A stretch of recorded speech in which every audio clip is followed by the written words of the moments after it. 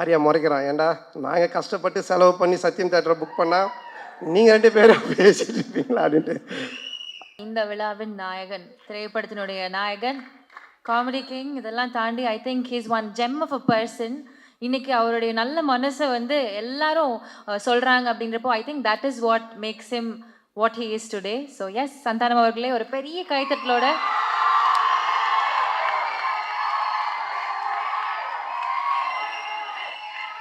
Sir, before I கோ, எனக்கு ஒன்று சொல்லணும் சார்.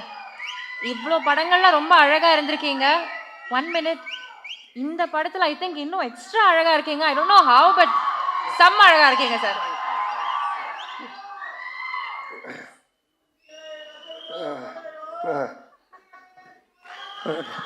எல்லாருக்கும் வணக்கம். முதல்ல இந்த இங்கே வருகை தந்துள்ள அனைவருக்கும் என்னுடைய மனமார்ந்த நன்றியை தெரிவித்துக்கொண்டு அவங்க எல்லாரையும் வருக வருக என்று வரவேற்கிறேன். இந்த படத்தினுடைய எங்களுடைய தில்லுக்கு துட்டு 1, 2 அப்புறம் டிடி ரிட்டர்ன்ஸ் எல்லாத்துக்குமே எங்களுக்கு ஒரு ரைட்டிங்கில் ஸ்கிரிப்டில் ஒரு மிகப்பெரிய ஒரு ஒரு குருவாக இருந்து உதவி பண்ணியது திரு இந்திரா சவுந்தரராஜன் சார். அவர் இப்போ இங்கே இல்லை, இறந்துட்டாங்க அவர். ஸோ அவருடைய மறைவு மிகப்பெரிய ஒரு இழப்பு எங்களுக்கு. இருந்தாலும் அவருடைய ஆன்மா எங்களுக்கு வாழ்த்து தெரிவித்து எங்களோட இருந்து சப்போர்ட் பண்ணணும்னு நம்புகிறோம். ஸோ அவருக்கு இந்த நேரத்தில் என்னுடைய மனமார்ந்த வணக்கத்தை தெரிவித்துக்கொண்டு இந்த நிகழ்ச்சிக்குள்ளே போகலாம். ஃபர்ஸ்ட், இந்த படத்தினுடைய விழாக்கு வருகை தந்துள்ள எங்களுடைய எஸ்டிஆர். ஸோ அவரை பற்றி நான் நிறைய இன்டர்வியூவில் சொல்லியிருக்கேன். அதாவது அவர் இல்லைன்னா இன்றைக்கி நான் இங்கே இல்லை. ஸோ அவர் தான் சினிமாவில் என்னை கொண்டு வந்தது. அதுக்கு முன்னாடியே அவர் படத்தில் நான் வந்துட்டு அட்மாஸ்பியர் நடிச்சிருக்கேன், காதல் அழிவதில்லை படத்தில். அதுக்கப்புறம் அவர் எடுத்து போட்டு பார்த்துட்டு, இது நடுவில் வந்து மூஞ்சில் இவ்வளோ ரியாக்ஷன் கொடுத்துட்டு நீயும் நானும் கூல் சுரேஷும் தான் நடுவில் போய் டிஸ்டர்ப் பண்ணிகிட்டு இருப்போம். ஸோ பார்த்துட்டு இது பண்ணார். அதுக்கப்புறம் மன்மதனில் கூப்பிட்டு கொடுத்தாங்க ஃபஸ்ட்டு சான்ஸ். மன்மதனில் ஃபஸ்ட்டு டே ஷூட்டிங் போய் நான் ரெடியாக நின்றுட்டுருக்கேன். அதில் வந்து அவர் அந்த மொட்டை கேரக்டராக உள்ளே வருவார். வந்த உடனே நான் வந்து வாங்க என்னோடனே இந்த மாதிரி என் பேரை கேட்பார், இங்கே இன்ட்ரடியூஸ் ஆகும். இதுதான் சீன். நான் ரெடி ஆகிட்டேன், நான் ரெடியாக இருந்தேன். அப்புறம் அவர் வந்தோன்னு ஒரு சின்ன டிஸ்கஷன் போயிட்டே இருந்துச்சு. நான் டவுட் ஆகிட்டு, என்ன ஏதாவது ஆளுகளை மாற்றுறாங்களா இல்லை என்ன ஆச்சுன்னு தெரியலையே அப்படின்னு போயிட்டு மெதுவாக என்னாச்சு அப்படின்னு சொல்லி கேட்டேன். இல்லை, நீ லொல்லு சபாலேருந்து வந்திருக்கீங்க, இப்போது ஃபஸ்ட் டைம் ஸ்க்ரீனில் காட்ட போகிறோம், உங்களுக்கு ஒரு கிளாப்ஸ் வரணும் ஓப்பனிங்கு, அதுக்காக யோசிச்சுட்டு இருக்க, சும்மா ஜென்ரலாக வந்து பேச வேண்டாம் அப்படின்னு சொன்னார். உடனே நான் வந்துட்டு எனக்கு கிளாப்ஸா தேட்டரில் அடிப்பாங்களா அப்படின்னு சொல்லி கேட்டேன். இல்லை லொல்லு சபா டிவியில் ரீச் இருக்குல்ல, கண்டிப்பாக உங்களுக்கு தேட்டரில் கிளாப்ஸ் வரும் அப்படின்னாரு. அப்போ நான் வந்து என்ன பண்ணணும் அப்படின்னு சொல்லி கேட்டேன். சரி ஒன்று பண்ணலாம், நான் வந்தோடனே உன் பேர் கேட்குறேன், உன் பேர் என்னென்னா, அப்போ தான் வச்சோம் பாபின்னு வச்சோம். உன் பேர் என்னென்னு கேட்குறேன், நீ வந்துட்டு பாபின்னு சொல்லு. நான் எக்கோவில் வந்து ஒரு 3 இடத்துல பாபி பாபி பாபின்னு அப்படி போட்டுட்டு மியூசிக்கெல்லாம் காமிச்சிட்டு அப்புறம் நான் சீனுக்குள்ளே நம்ம போகலாம் அப்படின்னாரு. நல்லா இருந்துச்சு. அவருக்கு என்னென்னா என்னை காட்டும் போதே ஒரு கிளாப்ஸோட காட்டணும் அப்படின்றதுக்காக சொன்னார். அப்போ நான் சொன்னேன், இல்லை இப்படி ஒன்று பண்ணலாமா, என்ன நீங்கள் கேளுங்க, நான் வந்து 3 தடவை நானே பாபி பாபி பாபின்னு சொல்கிறேன், அதுக்கப்புறம் நீங்கள் அந்த டைலாக் சொல்லுங்கள், அப்படி பண்ணலாம் அப்படின்னா. ஒன்று அவரும் சிரிச்சிட்டு, சரி நல்லா தான் இருக்குது, ஆனால் பில்டப்பாக இருக்காது, ஆனால் நல்லா தான் இருக்குது அப்படின்னாரு. நல்லா தான் இருக்கும் அப்படின்னு சொல்லிட்டு அப்போ தான் அந்த ஃபஸ்ட்டு டைலாக்கு அவர் வந்து என்கிட்ட கேட்பார், உன் பேர் என்னன்னுவார். நான் ஒன்று பாபி பாபி பாபின்னுவேன். ஒன்று அவர் பாபி பாபி பாபின்னுவார். டேய் ஒரு பாபி தான்டா என் பேர் அப்படின்னு சொல்லுவேன். அதுக்கப்புறமா பில்டப்புக்காக 3 தடவை சொன்னோம் அப்படின்னு. ஸோ இப்படி தான் என்னோடய ஃபஸ்ட்டு சீன் அவரோட ஆரம்பிச்சது. நான் எதுக்காக இதை சொல்ல வரேன்னா, அன்னைக்கு தேட்டரில் ஸ்க்ரீனில் எனக்கு கிளாப்ஸ் வரணும் அப்படின்னு எடுத்துக்கிட்ட அந்த அக்கறை ஆகட்டும், அந்த அன்பாகட்டும், இன்னைக்கு வரைக்கும் குறையவே இல்லை. அதே அன்பு, அதே அக்கறை இப்போ பண்ணுற எஸ்டிஆர் 49லையுமே என்கிட்ட என்ன சொன்னார்னா, டைரக்டரை கூப்பிட்டு சாண்டாக்கு என்ன வேணும், சாண்டா எப்படி நம்ம நல்லா யூஸ் பண்ண முடியும், சாண்டாக்கு என்ன பண்ண முடியும், அதை முதல்ல யோசிங்க அப்படின்னு தான் சொன்னார். அன்றைக்கி கூட வீட்டில் போய் மொட்டை மாடியில் பார்த்து ஒரு 3 hours டிஸ்கஷன் பண்ணும்போது என்னை பற்றி மட்டுமே தான் பேசிகிட்டு இருக்காரு. ஸோ இப்படிப்பட்ட ஒரு அன்பும் அரவணைப்பும் கொண்ட ஒரு அருமையான ஒருத்தர் எனக்கு கிடைச்சது. உண்மையிலேயே நான் கடவுளுக்கு நன்றி சொல்லணும், எங்கள் அப்பா அம்மாவுக்கு நன்றி சொல்லணும். ஸோ ரொம்ப நன்றி எஸ், நீங்கள் I love you all the time. அதனால் எனி டைம் எப்போவுமே அவருக்கு பின்னாடி அவர் கூட நான் கண்டிப்பாக நிற்பேன். அது எதுவாக இருந்தாலும் என்னவாக இருந்தாலும் அது நிச்சயமாக இந்த வருஷம் எஸ்டிஆர் 49 நீங்கள் பார்ப்பீங்க. ஸோ சொல்லி ஆர்யா முறைக்கிறான், ஏன்டா நாங்கள் கஷ்டப்பட்டு செலவு பண்ணி சத்யம் தேட்டரை புக் பண்ணால் நீங்கள் 2 பேரும் பேசிட்டு இருப்பீங்களா அப்படின்ட்டு. அடுத்தது இந்த படத்தினுடைய ப்ரொடியூசர் ஆர்யா. ஸோ ஆர்யா தான் எனக்கு தெரியும், ஆர்யா தான் நிகாரிகா ப்ரொடக்ஷன் அவங்கள கொண்டு வந்தது. கொண்டு வரும்போது எல்லாமே சூப்பராக போச்சு. அப்போ ஆர்யா வந்து ஒருத்தர் சொன்னாங்களே கிஷோர், எங்கே அவர் கிஷோர், வாங்க வாங்க, இவர் தான் கிளாரிட்டி கிஷோர். இவரை கூட்டிகிட்டு வந்து என்கிட்ட ஒப்படைச்சிட்டு போயிட்டான். இவரை ஃபஸ்ட்டு கேட்டோன்னே என்ன சார்னா, அவர் வந்து ஒன்றும் இல்லை சார், எனக்கு கிளாரிட்டி இருந்தால் போதும் அப்படின்னாரு. நான் உடனே சரி ஓகே கிளாரிட்டி தானே அப்படின்ட்டேன். ஃபார் எக்ஸாம்பிள் ஒரு பேப்பர் கேட்டோன்னு வச்சுங்களேன், வெள்ளை பேப்பரா இல்லை ப்ரௌன் பேப்பரான்னுவார். வெள்ளை பேப்பர், கோடு போட்டுதா போடாதா, கோடு போட்டது, இப்படி போட்டதா இப்படி போட்டதா, சரி இப்படி போட்டது, சரி போட்டதுக்கு அப்புறமா உங்களுக்கு A4 ஷீட் வேணுமா சின்னதாக வேணுமா, இப்படியே போயிட்டே இருக்கும் இந்த கிளாரிட்டி. இதுக்கு எண்டே கிடையாது. நான் சொல்லுவேன் சார் நீங்கள் எதனா ஒரு பேப்பர் கொடுங்க நாங்கள் எடுத்துகிட்டு போகிறோம் அப்படின்ட்டு. ஸோ என்னென்னா சினிமாவில் இந்த அளவுக்கு ஒரு கிளாரிட்டியாக நான் ஃபஸ்ட் டைம் ஒர்க் பண்ணது இவர் கூட தான். ஆனால் அது நல்லா இருந்துச்சு. ஏன்னா பிஃபோர் பேப்பரில் நம்ம எல்லாத்தையும் கிளாரிட்டியாக பண்ணதுனால இவ்வளோ பெரிய படத்தை எங்களால் கொஞ்சம் ஈஸியாக எடுக்க முடிஞ்சது. ஸோ அவருக்கு முதல்ல நன்றி, ரொம்ப தேங்க்யூ சார். கிளாரிட்டியாக இருக்கா பேச்சு? ஸோ அதுக்கப்புறமா ஆர்யா என்னுடைய நண்பரில் இந்த உயிர் நண்பன் அப்படின்வாங்களே அந்த மாதிரி. நாங்கள் கல்லூரியின் இல்லை காசு கொடுத்துருக்கான்னு சொல்லி தான் ஆகணும். அதாவது கல்லூரியின் கதை படத்தில் தான் நாங்கள் 2 பேரும் ஃப்ரெண்ட் ஆனோடனே ஃபஸ்ட்டு படத்தில் நல்லா க்ளோஸ் ஆகிட்டோம். அப்போ வந்து படத்துலலாம் பார்த்தீங்கன்னா ஹீரோயினுக்கு ஃப்ரெண்ட்ஸாக பெங்களூர்லேருந்து ரிச் கேர்ள்ஸ் கூட்டின்னு வந்து நடிக்க வைப்பாங்க. அவங்க தான் கூட வருவாங்க ஃப்ரெண்ட்ஸாக. அப்போ எந்து வந்து மன்மதன் ரிலீஸ் ஆகி ஒரு 2 படம் தான் ரிலீஸ் ஆகிருந்துச்சு. பெருசாக எனக்கு தெரியாது வெளியே. ரெண்டாவது அவங்க பெங்களூர்லேருந்து வந்திருக்காங்க. ஆர்யா தான் ஹீரோ. அவன் அறிந்து மறியாமல் நடித்து முடிச்சிருக்கான், ஆனால் ரிலீஸ் ஆகலை.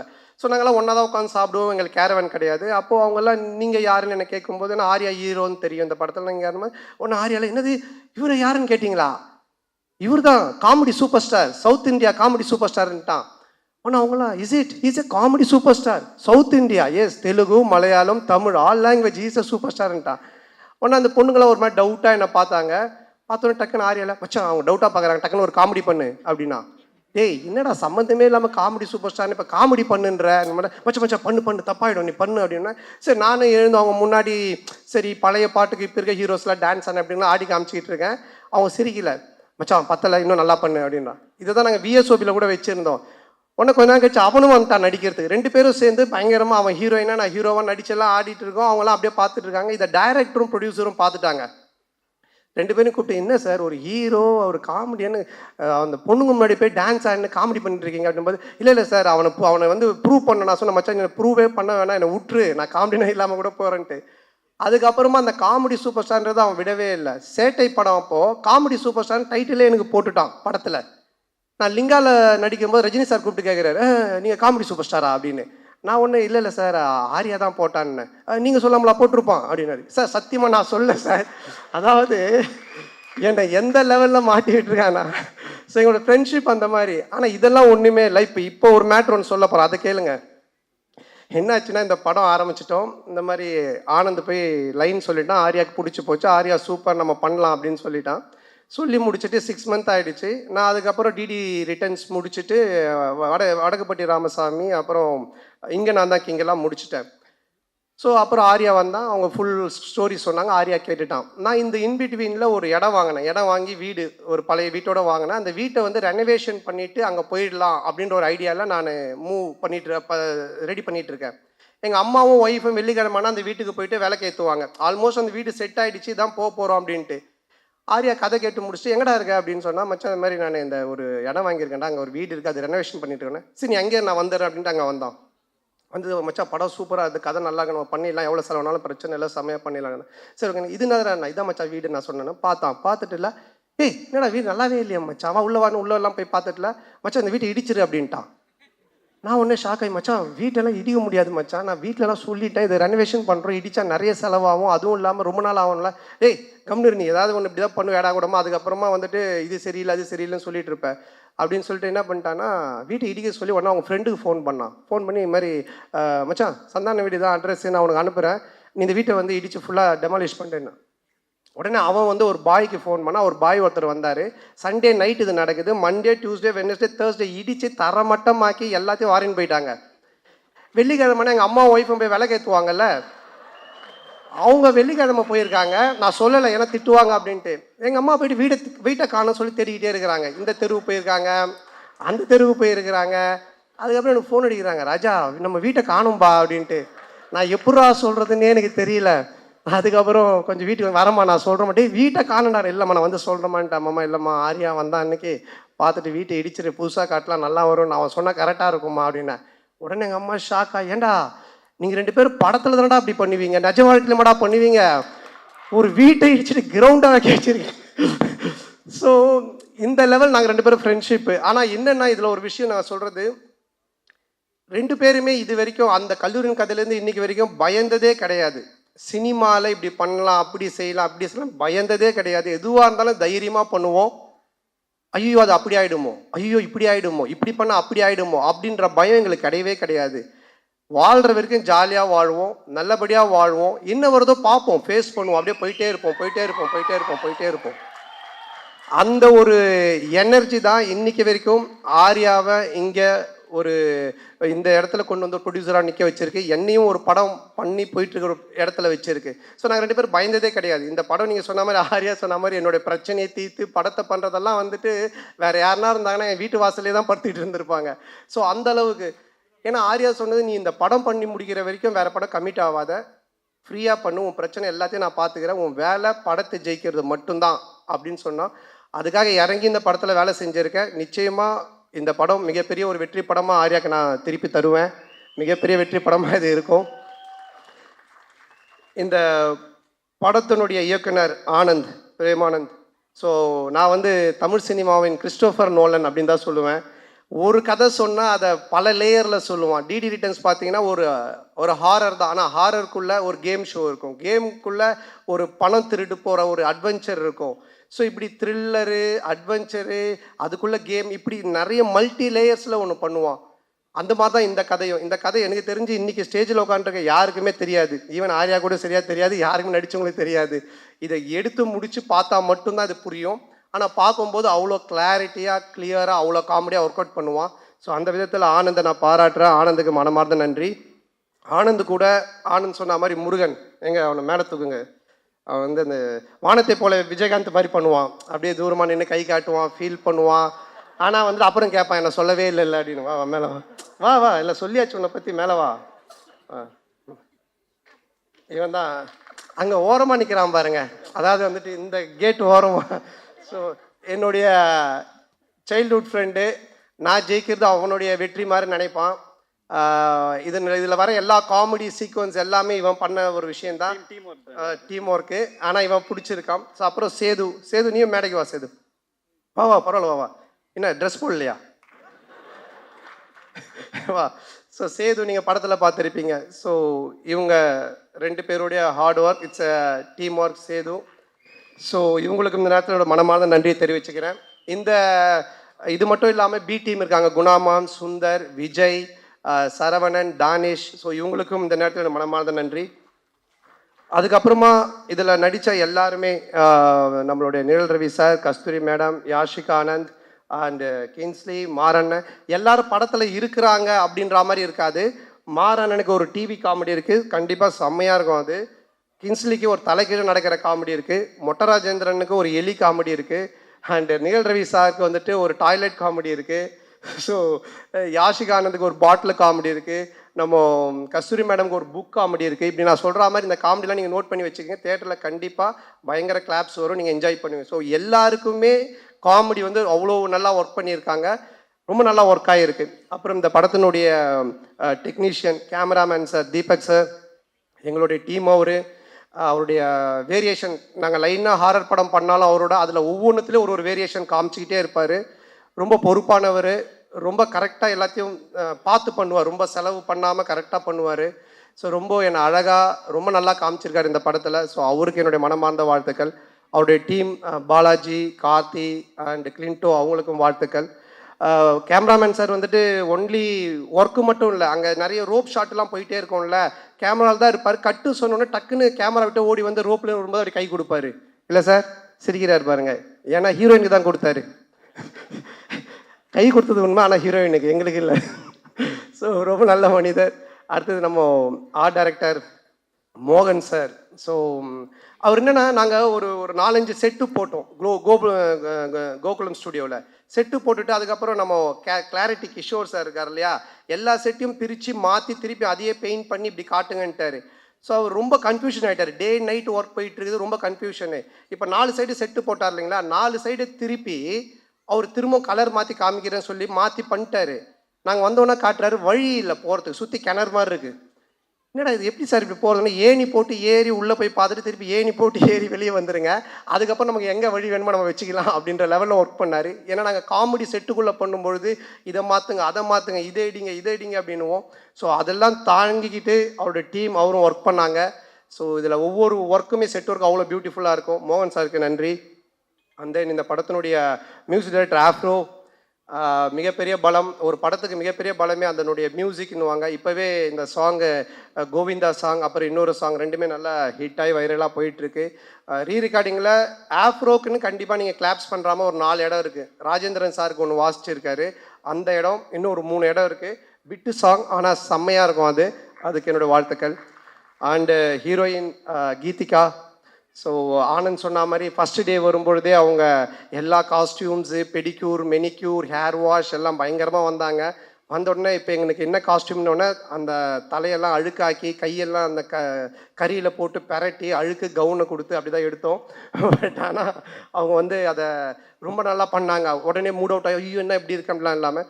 ஸோ அது மட்டும் இல்லாமல் ஒரு 3 வேரியேஷன் கேரக்டர் பண்ணியிருக்காங்க. ஜெசிகா, ஹர்ஷினி இப்படிலாம் பண்ணியிருக்காங்க. ஸோ ரொம்ப நல்லா பண்ணாங்க. ஸோ அவங்களுக்கு இந்த நேரத்தினுடைய வாழ்த்துக்கள்.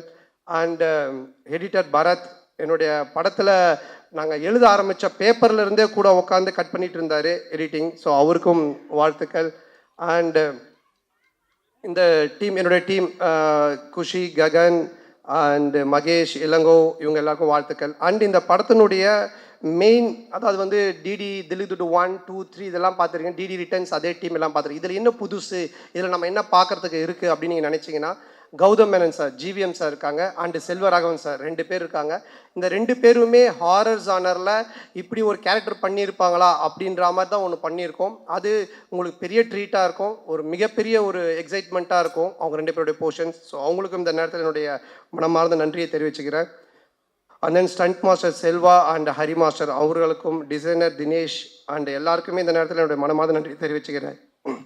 அப்புறம் இந்த படத்தை ரிலீஸ் பண்ணக்கூடிய சண்பகமூர்த்தி சார் அண்ட் ராஜா அவர்களுக்கும் என்னுடைய நன்றி. அண்ட் இந்த படத்தின் சேட்டலைட் ரைட்ஸ் வாங்கியிருக்க ஜிடிவி அவர்களுக்கும் என்னுடைய நன்றி. ஸோ எப்பவுமே நான் ஒன்று சொல்லுவேன், நம்ம ஒன்று ஜெயிக்கிறோம், ஒருத்தர் ரொம்ப உச்சத்துக்கு போகிறான், இல்லை லைஃப்பில் வந்துட்டு ரொம்ப ஒரு உயரத்துக்கு போகிறான் அப்படின்னு சொன்னால், நான் ஃபார் எக்ஸாம்பிள் ராமாயணம் கூட சொல்லுவேன். ராமரை பற்றி எல்லாரும் பேசுவாங்க, ஆனால் அதுக்கு காரணம் ராமர் மட்டும் இல்லை, அதில் அவர் கூட இருந்து அவரை பற்றி பேசின சீதா அண்ட் லக்ஷ்மணன், விபூஷணன், பரதன், ராவணன், இப்படி எல்லா கேரக்டருமே சேர்ந்தது தான் அந்த ராமன் அப்படின்ற ஒரு எலிவேஷன். அந்த மாதிரி யாராக இருந்தாலுமே வாழ்க்கையில் ஒருத்தன் ஒரு உயரத்துக்கு போகிறான்னா அவன் மட்டுமே இல்லை, அவனோட டேலண்ட்டை மட்டுமே காரணம் இல்லை, அவனை சுற்றி இருக்கிறவங்க எல்லாருமே காரணம். அப்படி என்னை சுற்றி இருக்கிற இங்கே இருக்கிற என்னுடைய நண்பர்களாக இருக்கக்கூடிய மேடையில் இருக்கக்கூடிய எல்லாருமே, அப்புறம் ஏதோ சிரீஷ் நண்பர் அந்த கடைசியில் உட்காந்துருக்காரு. ஸோ இந்த மாதிரி ஒரு நட்பு எல்லாம் கிடைச்சது எனக்கு மிகப்பெரிய ஒரு பாக்கியம் தான் நினைப்பேன். என்னுடைய முதுகெலும்பாக இருந்து என்னுடைய டீம் எனக்காக எழுதிட்டு இருக்கிறது, இந்த மேடையில் உட்காந்துட்டு இருக்கு, எனக்கு வாய்ப்பு கொடுத்த எஸ்டிஆர்லேருந்து இன்றைக்கி நான் இங்கே ஹீரோவாக இந்த படத்தில் நிற்கிறதுக்கு காரணமாக இருக்க ஆர்யாவிலேருந்து, மாறன்லேருந்து எல்லாருமே, அண்ட் தென் அன்னைக்கிலேருந்து இன்றைக்கி வரைக்கும் எனக்கு சப்போர்ட் பண்ணிகிட்டு இருக்கிற மீடியா அண்டு ப்ரெஸ். ஸோ ரொம்ப நெருங்கிய நண்பர்கள் நிறைய பேர் இருக்கீங்க.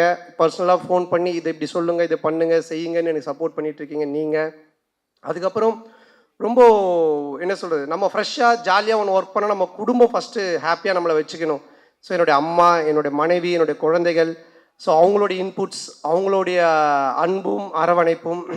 அப்புறம் 12 வருஷம் கழித்து ஒருத்தன் படம் வந்து அந்த காமெடியை ரசிக்கிறீங்கன்னா, என் மேலே அளவு கடந்த அன்பு வச்சிட்ருக்கிற என் உயிரினும் மேலான அன்பு சொந்தங்களாகிய என்னுடைய ரசிகர்கள் நீங்கள் தான். ஸோ உங்களுடைய இந்த ஒரு அன்பும் மிக முக்கிய ஒரு காரணம். அதுவும் இல்லாமல் இன்றைக்கி ஃபங்க்ஷனில் ரொம்ப நாளைக்கு அப்புறம் என்னுடைய சொந்தங்களை கூட்டின்னு வந்திருக்கேன். மாமா, அக்கா, அண்ணன், சித்தி, அத்தை, மாமான்னு. ஸோ அவர்களுக்கும் எல்லா குட்டீஸ்க்கும் இந்த நேரத்தில் என்னோட மனமார்ந்த நன்றி தெரிவிச்சுக்கிறேன். May 16th ரிலீஸ் ஆகுது. டெஃபினட்டாக படம் உங்கள் எல்லாரையும் மிக பெரிய லெவலில் திருப்திப்படுத்தும். நல்ல காமெடி ஒர்க் பண்ணியிருக்கோம். நீங்கள் தேட்டரில் போய் பாருங்கள், பயங்கரமாக என்ஜாய் பண்ணுவீங்க. டிடி ரிட்டர்ன்ஸை விட 3 மடங்கு உங்களுக்கு ஒரு ட்ரீட் இருக்குது. அதை வந்துட்டு ரொம்ப ஆணித்தனமாக நான் சொல்லுவேன். ஸோ டெஃபினட்டாக நல்லா என்ஜாய் பண்ணுவீங்க. அது மட்டும் இல்லை, கொஞ்சம் பார்த்து பண்ணுங்க. என் காசாக இருந்தால் பரவாயில்ல, நண்பன் காசு.